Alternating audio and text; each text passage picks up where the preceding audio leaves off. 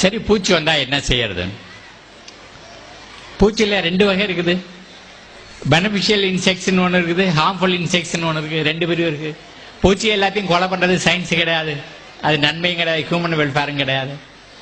அப்போ ஒரு சிலந்தி வலை கட்டி வச்சிருந்தா அதில் அந்து பூச்சி வந்து சிக்கனுச்சுன்னா அதை பிடிச்சி அது சாப்பிட்டுக்குது. நம்ம குழவி எப்போ பார்த்தாலும் தோட்டத்துக்கிற பச்சை புழு கொண்டாந்து வச்சு தான் தான் முட்டையை போடுது. அதுக்கப்புறம் தான் அது பண்ணிட்டு இருக்குது. தட்டாம்பூச்சி பறக்கிற இடத்துல அங்கே இருக்கிற பூச்சியை பிடிச்சி புழுவை பிடிச்சி சாப்பிட்டுக்கிட்டே இருக்குது.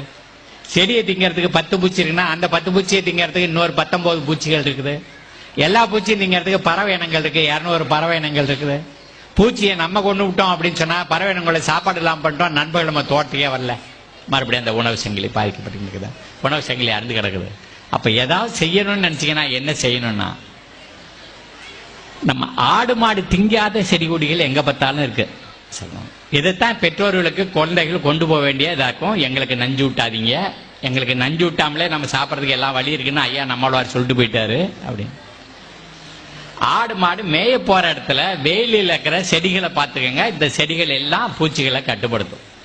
ஏன்னா அங்க நீங்க ஸ்ப்ரே பண்ணல, அப்ப இந்த செடியெல்லாம் சாவாம இருக்குன்னா என்ன அர்த்தம்? பூச்சியால திங்க முடியலங்க. சரிதான். உதாரணத்துக்கு ஆடாதோட ஆடு திண்டாப்பால, ஊமத்தை, எருக்கு, தும்ப, துளசி, துத்தி, பெரண்டை, சோத்துக்கத்தால, பீனாரி, பப்பாளி, சீத்தா, நொச்சி, வேம்பு, நெய்வேலி காட்டாமனுக்கு, வேலிப்பருத்தி, வரிக்குமுட்டி, உண்ணிமுள்ளி செடி, நீலகிரி தைலமரம், அரளி, 20 செடி சொல்லியிருக்கு. எதுக்கு 20 செடி சொல்றேன்னா, அந்த பயோடைவர்சிட்டின்னு சொல்றோம் பாருங்க, உயிரியல் பன்மயம், அது அழிஞ்சுக்கிட்டே இருக்குது. எங்க பார்த்தாலும் அழிஞ்சுக்கிட்டே இருக்குது. ஆனா எங்க ஊர்ல இந்த செடியெல்லாம் இல்லைன்னு யாரும் சொல்லக்கூடாது. அக்கா 20ல் 5-6 செடி எல்லா ஊர்லயும் இருக்கு. இந்த செடிகளை 3 வகையா பிரிச்சிடலாம்.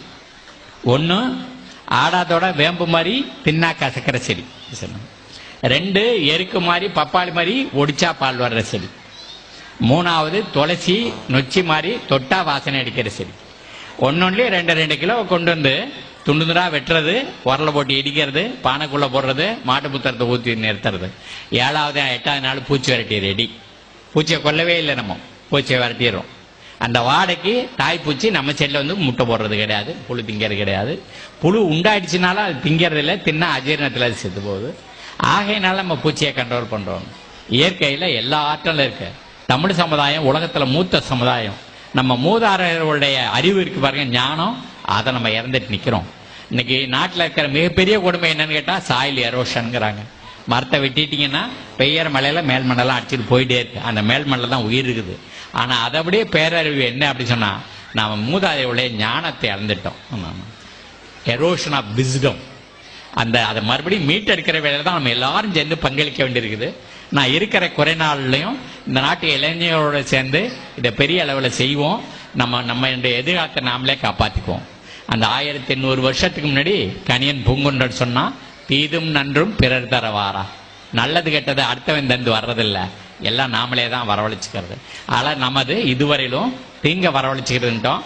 கொஞ்சம் நம்ம வேலைகளை நிறுத்தி வச்சுட்டு கொஞ்சம் ஆழமாக யோசிச்சோம்னா, கல்வி நிலையங்களில் கொஞ்சம் ஆழமாக யோசித்தோம் அப்படின்னு சொன்னாக்க மறுபடியும் நல்லதை நம்ம எல்லாரும் மறுபடியும் கொண்டு வந்துக்கிறதுக்கு எதிர்காலம்னு ஒன்று இருக்குது அப்படின்னு கூறி, இந்த நேரத்தில் இவ்வளவு நேரம் உங்களோட இதெல்லாம் பரிமாறிக்கிறதுக்கு வாய்ப்பை கொடுத்ததற்காக இந்த கொங்கு நாடு கல்வி நிறுவனங்களுடைய நிர்வாகிகளுக்கும் ஆசிரியர்களுக்கும் காது கொடுத்த உங்களுக்கும் என்னுடைய நன்றியை தெரிவிச்சுக்கிறேன். நன்றி, வணக்கம்.